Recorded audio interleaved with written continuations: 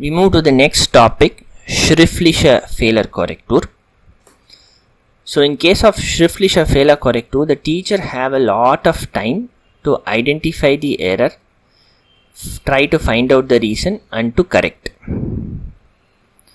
So the failure didactic says that Schriftliche Korrektur is a helping agent to verbessern the language or improve the language, and this is done through exercises, tasks, which will now explain how to correctly identify the errors.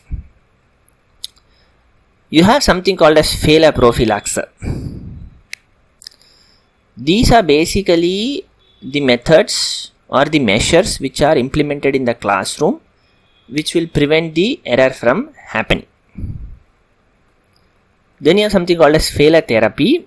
These are measures which are taken in the classroom to prevent the failures from occurring in the future.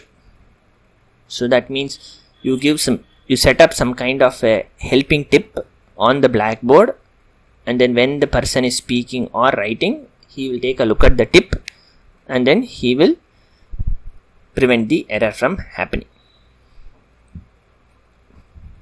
Then you have Korrektur. The teacher is not able to understand what the learner has produced. That's called as mangelnde Einverständnis mit der Teilen der Lernerproduktion.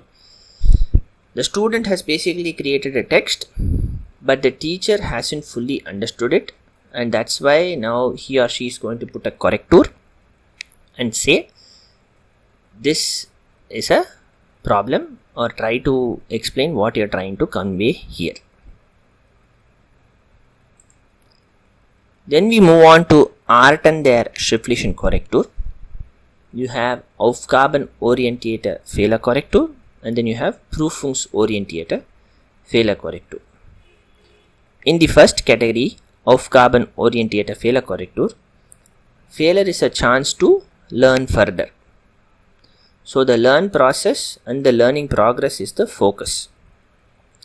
Whereas in the Prüfungsorientierte Fehlerkorrektur, the Fehlerkorrektur is a part of measuring the performance or the student's competence in the language.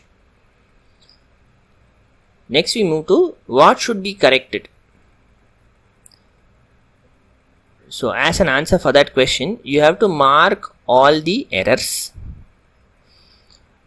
You don't have to really mark the errors alone. You can also give the positive comments as well. Those things also you can mark. That way you are giving a positive picture of the error. Then you have the question, how should it be corrected? You can do a simple marking like underline or strike through, or you can do Fehlerkennzeichnung mit Korrekturkennzeichnung. There are basically certain symbols which needs to be used to remark or indicate what kind of an error that has been made in the text. Then you can have Berechtigung durch den Lehrenden. The teacher now tries to understand the text which has been falsely constructed and tries to correct and then create a sentence. He or she has to check with the student if that is what his intention was while writing the text. Then you have Berechtigung durch den Lernenden selbst. In this case, the student himself does a self-correction and then tries to communicate correctly what he wanted to say or write. All the four methods need to be combined depending upon the failure art, and they can be either executed one by one, separately, or together. So, in case of Ausrutscher, a Markierung is enough because the error happened because of not paying attention. In case of performance error, do a Korrekturkennzeichnung. In case of competence error, do a Berechtigung durch den Lehrende because the students don't have the competence yet. The ideal form of a Schriftliche Korrektur is basically a höchste Maß leistbarer Selbstkorrektur zu ermöglichen. Meaning, The best way of Schriftliche Korrektur is to make the student correct his own error by giving proper tips to the students. Then we have Fehlerkennzeichnung mit Korrekturkennzeichnung.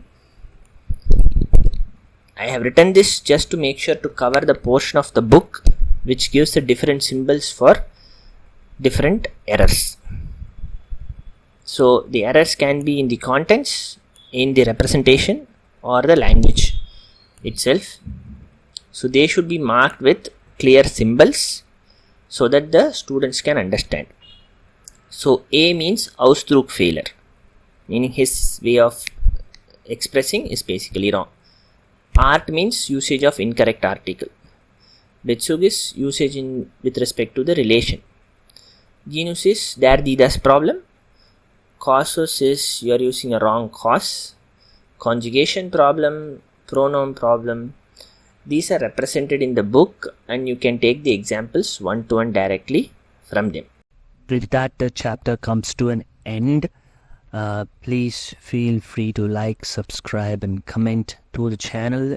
If you have any questions, then contact me via email or put down your comments and I'll be able to reply. Thank you.